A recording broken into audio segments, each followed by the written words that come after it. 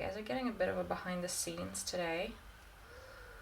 So I just want to talk about the importance of sacrifice.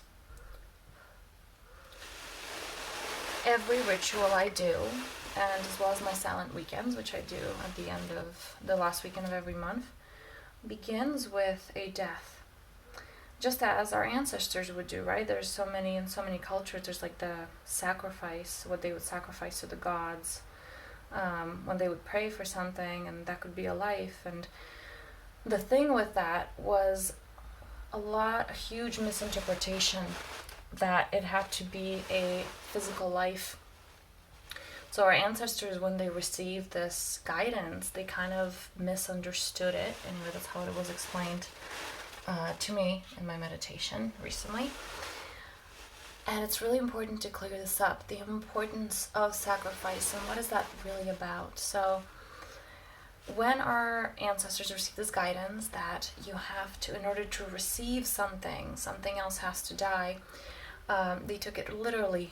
Okay, so they would sacrifice animals to the gods, they would sacrifice lives, they would, in many traditions, they would like sacrifice like the elder of the community or the young ones, or, there's so many different variations. What is actually meant by that sacrifice and what is important? And how do I begin it? Before you go killing off a pigeon or a squirrel or something, you don't need those.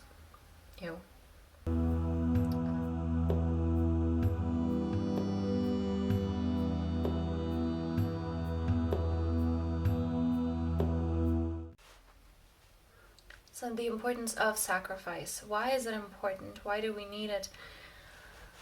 In order for something new to come into your life, you need to release the old. Okay, there has to be a death. So the death was not meant literally, it wasn't an actual life.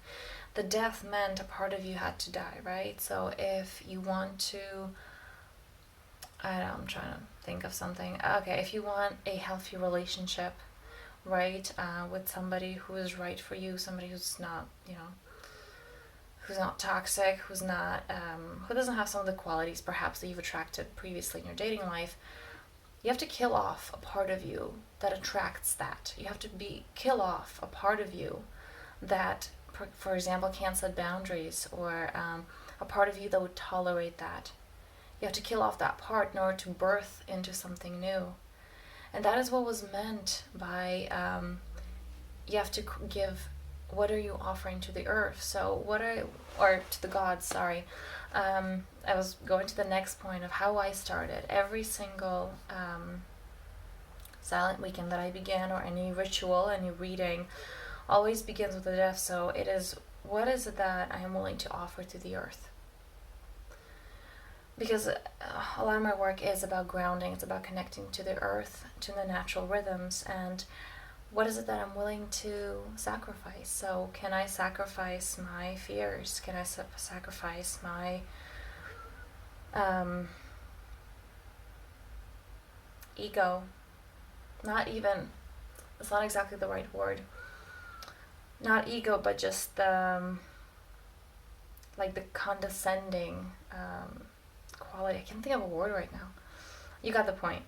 Can I sacrifice my judgments? Can I sacrifice my all-knowingness? That's what I meant with the ego, like to pretend that I know it all.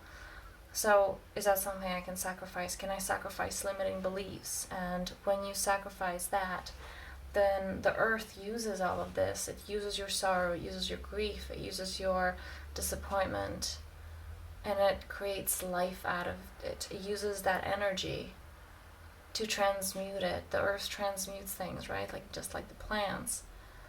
So it's used for compost and it's transmuted to something greater. It's transmuted to a greater life, to a new life. That is the importance of sacrifice. You can't have change without sacrifice. And so often, people want to accomplish things, but they're not willing to let go of their old identity. Going back to the relationship example, you want a great relationship, but you're not willing to let go of those habits that attracted you to people who are not good for you. You have to kill off a part of yourself. You have to Something has to die for something else to be born. And I don't mean a physical death, but I mean a transition. So I will continue now. Thank you guys for being here, and I just really wanted to share that. Have a good day.